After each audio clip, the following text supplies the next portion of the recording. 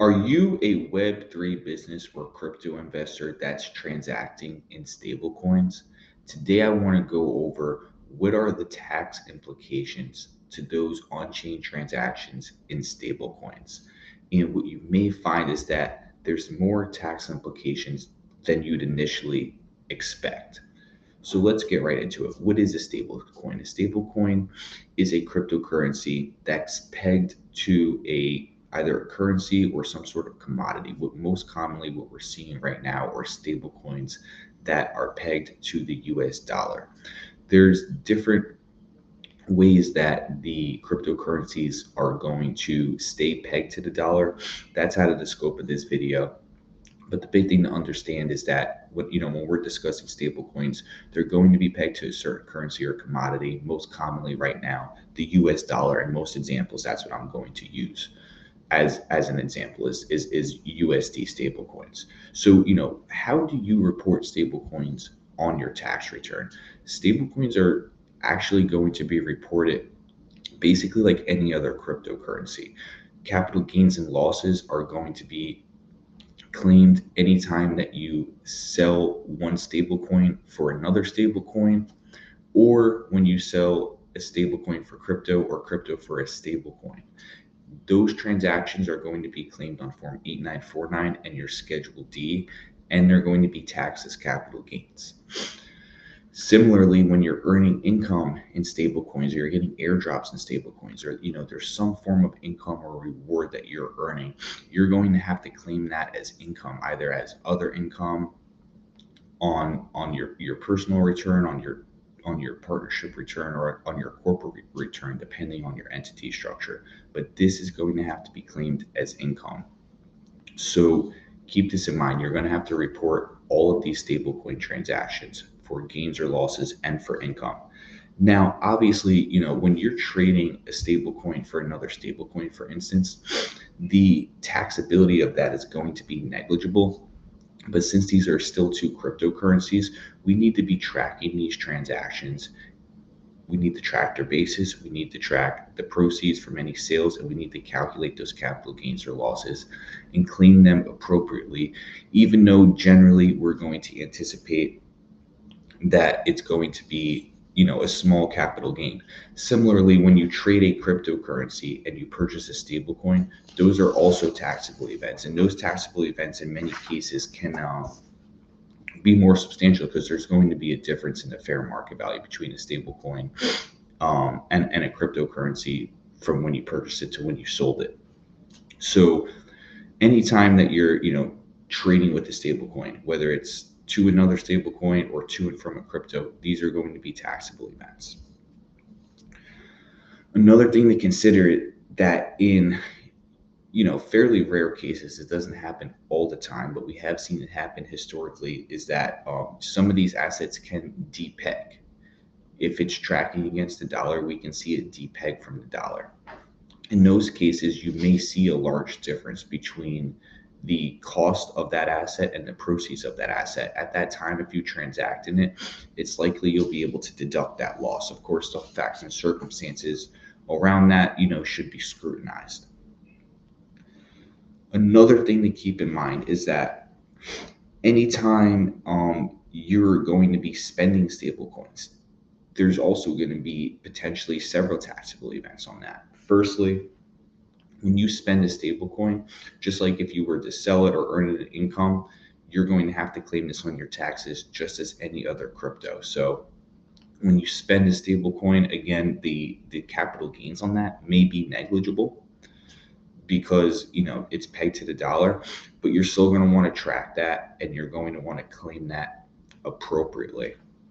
Additionally, if you're a business that's transacting in stablecoins and you spend stablecoins on an expenditure with a business connection to it, likely you're going to want to include that as a business expense as well.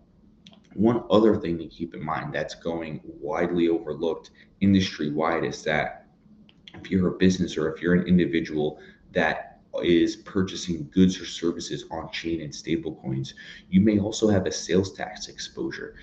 And what I'm seeing right now is many companies are not properly collecting and remitting their sales taxes on chain. And this is a huge emerging tax issue that I've done several videos on. So I encourage you to go to my YouTube channel and check those out as well.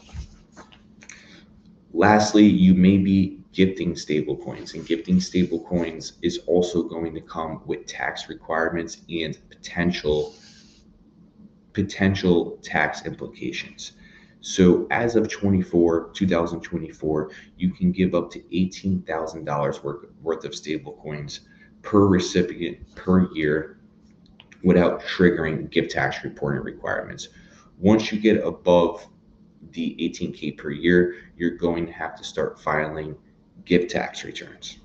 So, these are the types of transactions that I'm seeing most commonly with stablecoins. And what's very important is that you have a sophisticated system to capture all of these transactions to ensure that you're accounting for them appropriately. So if you're a Web3 company, you need to be establishing a robust accounting system at the sub-ledger level as well as the general ledger level, and making sure that you're consolidating them into one true set of financial statements to reflect all of these transactions appropriately for tax, accounting, and business decision-making purposes. And similarly, if you're an investor, you should be leveraging one of the many retail-oriented crypto accounting softwares that are out there that are going to be able to consolidate all of your transactions and help you categorize and reconcile them in an efficient manner. It's important that you don't overlook claiming your stablecoins. A lot of people may think, well, it's just tied to the dollar, these aren't taxable, or the tax implications are minimal, but you do not want to overlook reporting this information, because what we're going to see is a lot more third-party reporting going to the IRS here in the near future, starting in 2025. And to the degree that you're not reporting transactions, even if the net tax implications are low, you can start having a lot of compliance issues and be receiving tax notices on that, having to reply to those tax notices, and potentially even going through an audit and having corrections and penalties and interest.